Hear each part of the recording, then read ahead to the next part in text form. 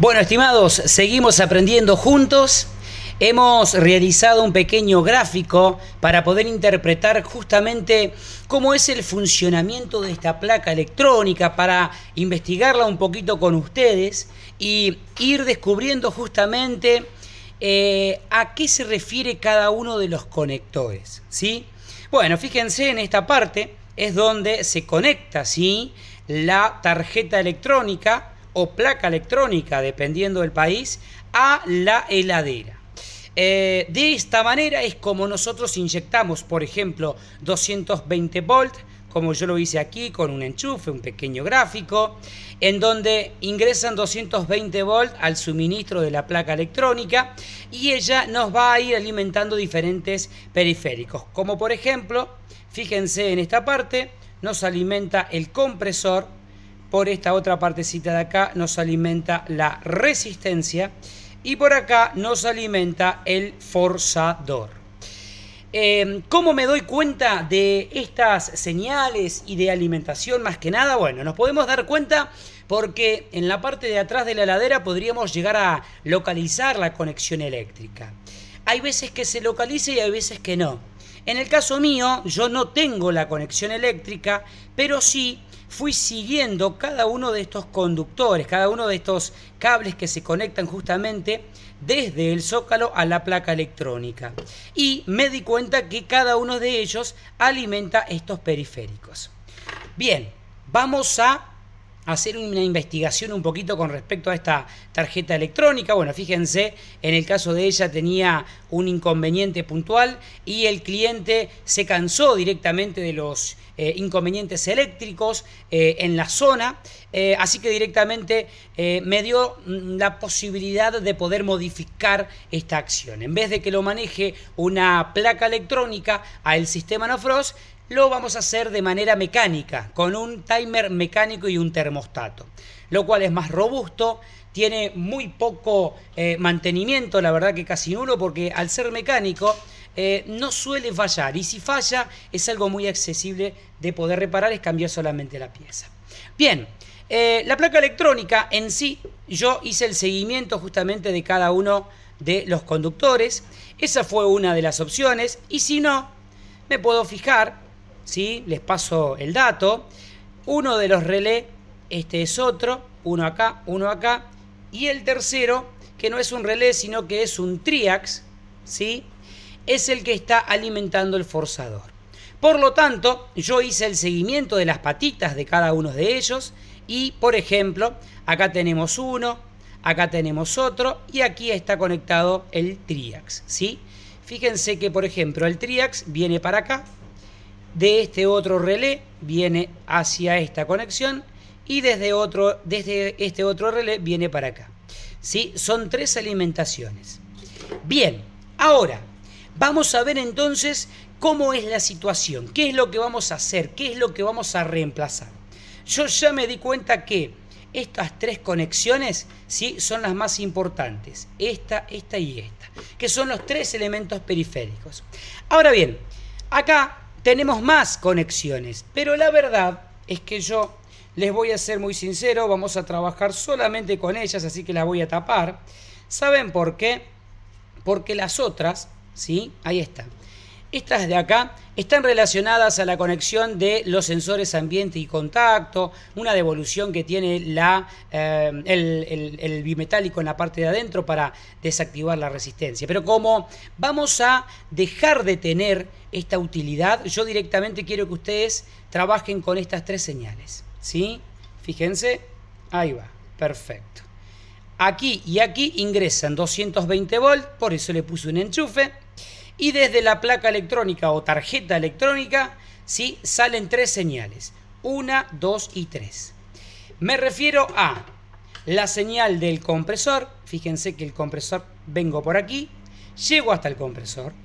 Luego sale la señal de la resistencia.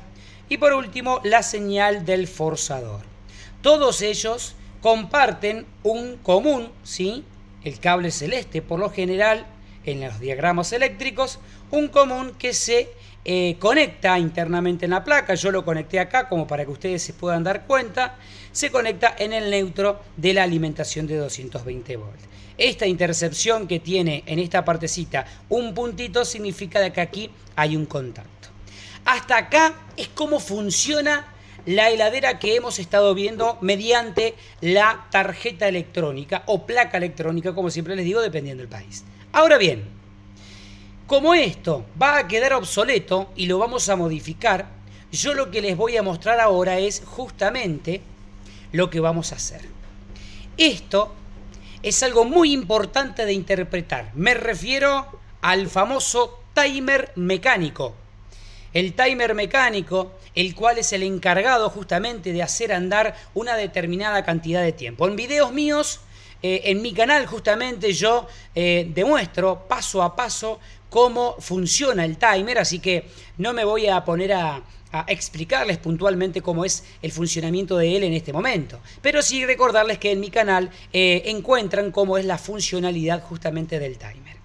En este caso pueden apreciar, a ver si podemos hacer foco, perfecto, me aparece este detalle, 6 horas de funcionamiento y 21 minutos. Significa que vamos a tener 6 horas de refrigeración, o sea, 6 horas del compresor en funcionamiento, andando y apagando dependiendo del termostato, lo regulemos, ¿sí? A 18 o a 20 grados, por ejemplo, y luego de que pase ese tiempo, 21 minutos de defrost, es decir, 21 minutos de deshielo, 21 minutos activa la resistencia.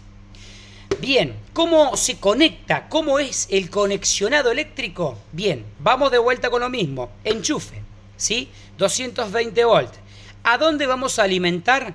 Vamos a alimentar al terminal número 3, ¿sí? Y al terminal número 1.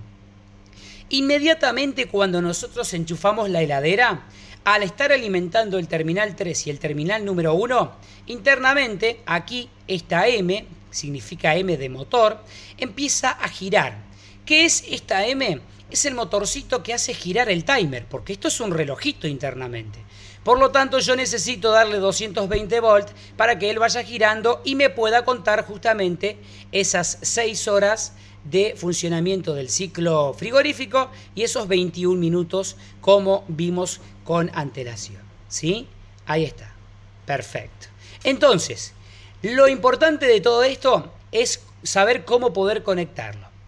Vamos a ingresar con 220 volts con neutro y fase.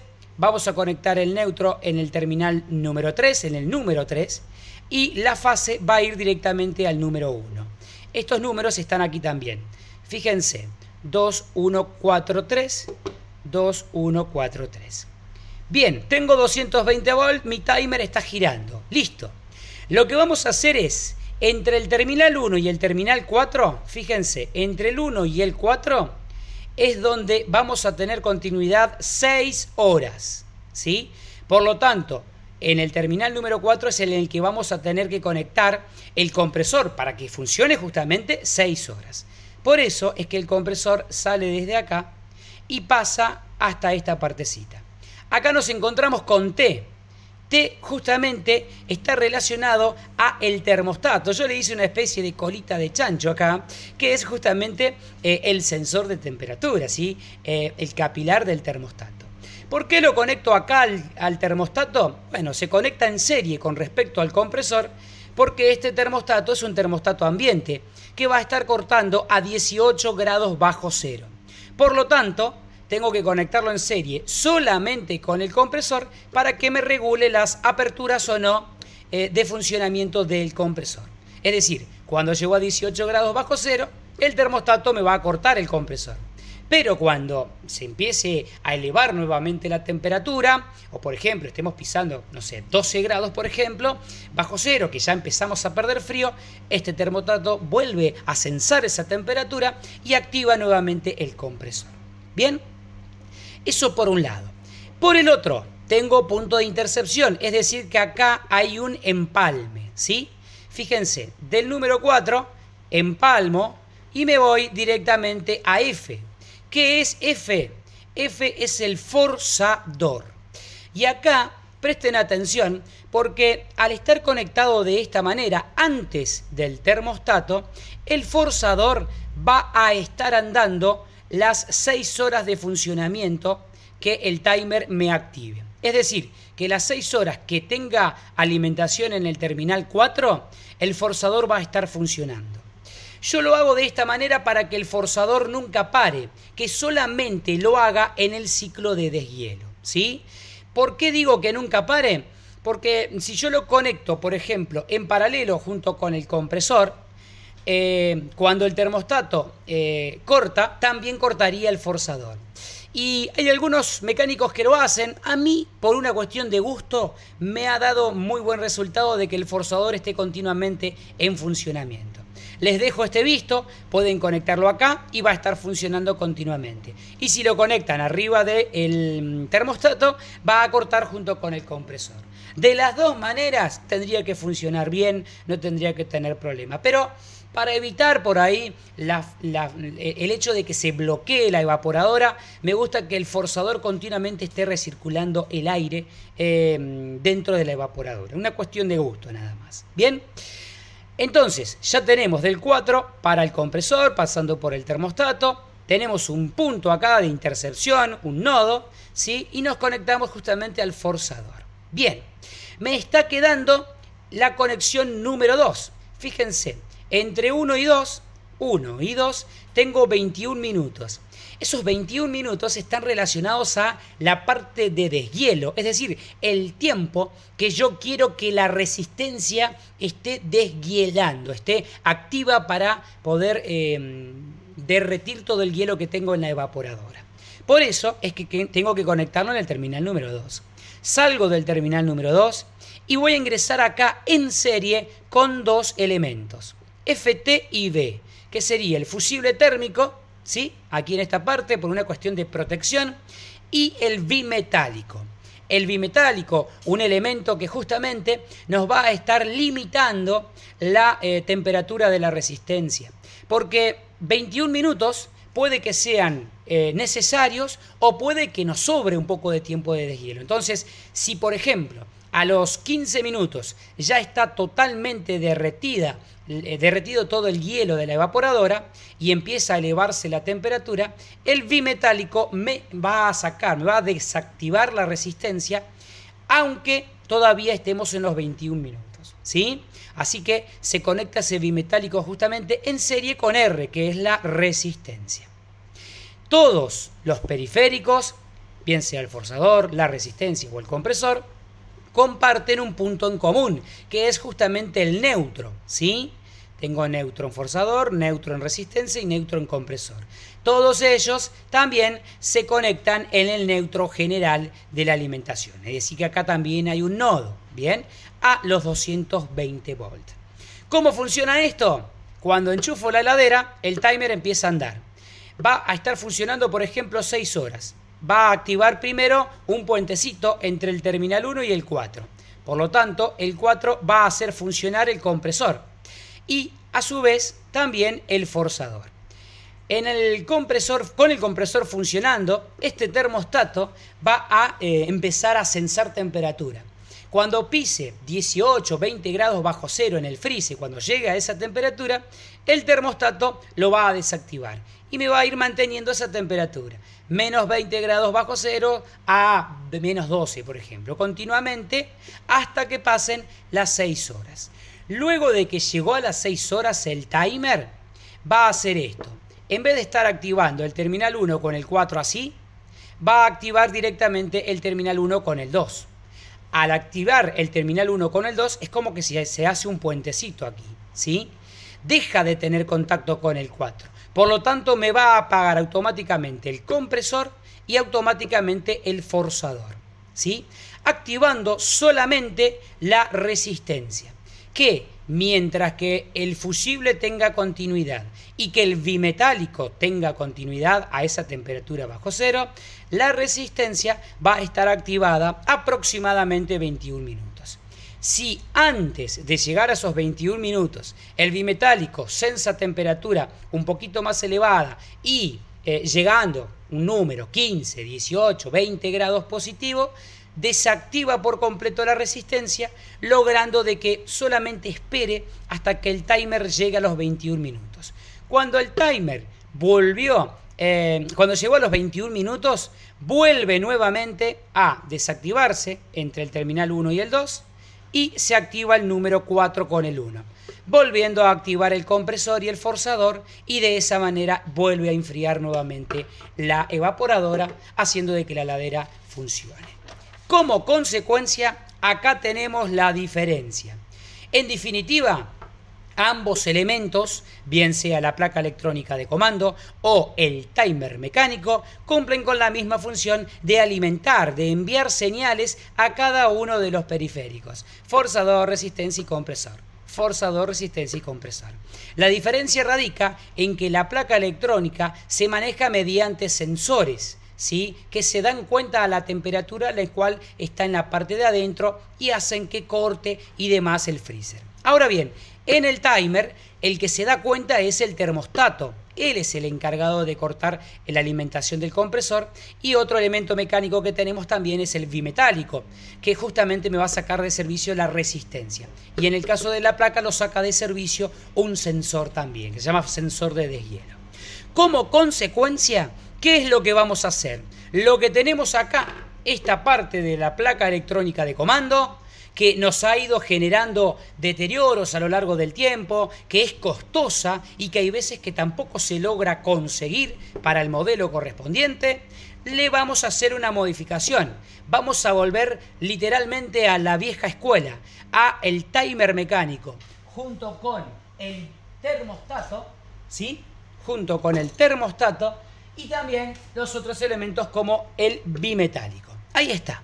Es decir, que todo lo que está en esta parte lo vamos a reemplazar por esto mecánico, en donde es más robusto, no tenemos problema, y si falla alguno de los componentes, si por ejemplo me falló el bimetálico, saco y pongo nuevo. Si me falló el timer, saco y pongo nuevo. Y si no me corta la heladera porque el termostato está deteriorado, saco y pongo nuevo. Significa de que los costos de cada uno de estos periféricos no son los mismos que los de la placa electrónica, y es mucho más fácil y accesible poder repararlo. Y además, si tenemos fluctuación eléctrica, a esta parte, ¿sí?, a estos componentes, como son mecánicos, no le va a pasar absolutamente nada. No quita de que nos puedan llegar a, de última, deteriorar el compresor en el caso de que estuviese andando la heladera en ese momento. Pero al margen de ello, si se nos rompe, se nos deteriora la placa electrónica, es un problema más complejo, porque tenemos que cambiarla, conseguirla, y estamos corriendo nuevamente el riesgo de que se nos genere algún inconveniente electrónico, de que tengamos algún problema con algunos roedores, o por ejemplo la misma humedad o el microprocesador, que es este elemento que tenemos aquí. Por ejemplo, tengamos humedad en el domicilio y genere inconvenientes, ya que todo esto, la parte electrónica, va en la parte de abajo de la heladera, en la parte de donde va el compresor. Como consecuencia, ahora sí, vamos a poner las manos a la obra. Ya sabemos cómo es que funciona, ya sabemos qué es lo que vamos a hacer. Yo lo que hice justamente fue localizar estos tres cables en la heladera. Vamos a comenzar justamente a hacer el cableado desde esta parte a esto otro. Quédense junto con nosotros, sigamos aprendiendo un poquito más, sigamos aprendiendo juntos de esta hermosa profesión. Les muestro de una manera muy sencilla, espero que sepan interpretarlo. Una cosa más que les voy a decir: este sistema es el más sencillo que viene. Hay otros sistemas que se conectan con el timer justamente, y la alimentación del motorcito del timer depende de la señal del bimetálico, que hace que justamente que gire cuando deja de estar activa la resistencia. A ver, es un mecanismo que funciona y anda muy pero muy bien. En mi caso particular, yo lo he hecho de esta manera.